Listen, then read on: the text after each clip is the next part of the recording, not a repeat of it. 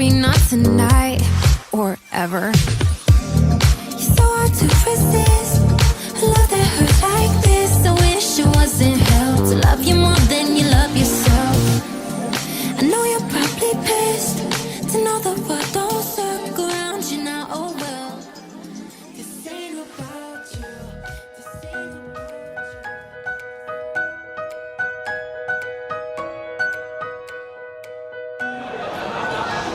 Xin lỗi đến em, người già của anh. Gửi em, hôm nay em rất mong chờ bài hát này sau một thời gian dài bên nhau. Qua 2 năm ở bên cạnh nhau, nhiều khó khăn và trong gai, nhưng em luôn ở bên cạnh anh trong sốc. Tại cả khi chúng ta cùng làm việc. While the earth stands still, dashboard dreams of what could be in the great. Ở ngay bên cạnh em luôn cảm nhận bình yên, hạnh phúc. Anh mong rằng em sẽ giữ được sự hồn nhiên, trẻ con bên cạnh anh. Và anh cũng hứa sẽ thay đổi từng chút, từng ngày để trưởng thành hơn, để em và anh có một cuộc sống bình yên hơn. 2 năm mình quen nhau, những cái điều này là em chưa bao giờ nói với anh cả. Điều mà em luôn giấu kín nở trong lòng.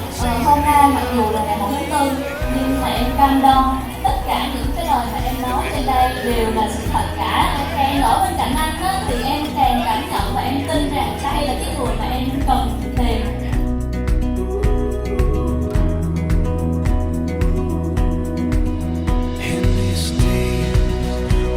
The whole world at our feet.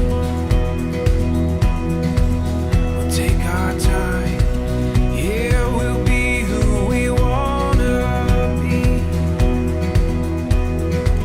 Under this sky, I'm so alive when you're with me. This open door, this empty page for the heart set free. Say you'll stay with me forever. Say you'll be my only love. We can make it. Từ khi mà em yêu anh á, thì cái điều mà đặc biệt nhất của bản thân em đến giờ đó, đó là anh cho em được thể hiện tất cả những điều em thích, tất cả những cái ước mơ của em. Mong nhờ anh thì mai những lúc mệt mỏi thì cứ về với bên anh. Em không cần bận tâm sống ngoài kia. Từ bây giờ anh sẽ luôn là một vài bệnh giác cho em.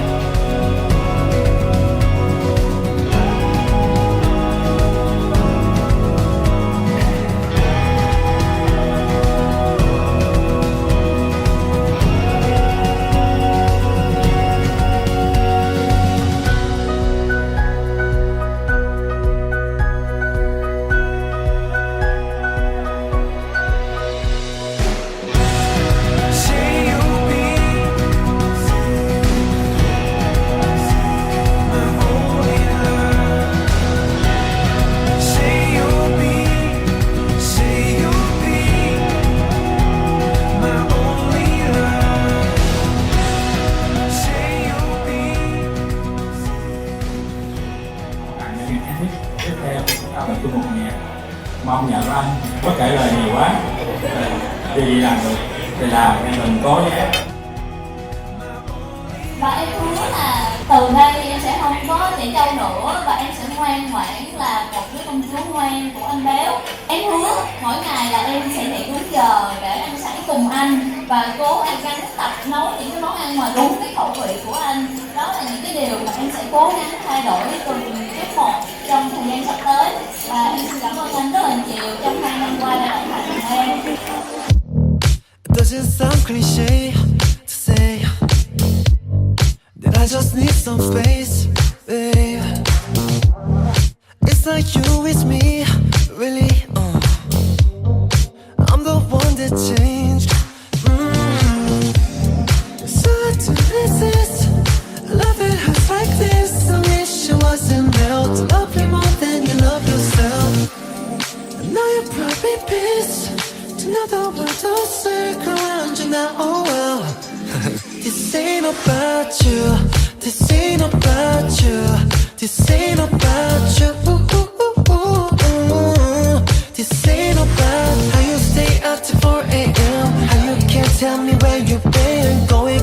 wish you had your hand this ain't about you.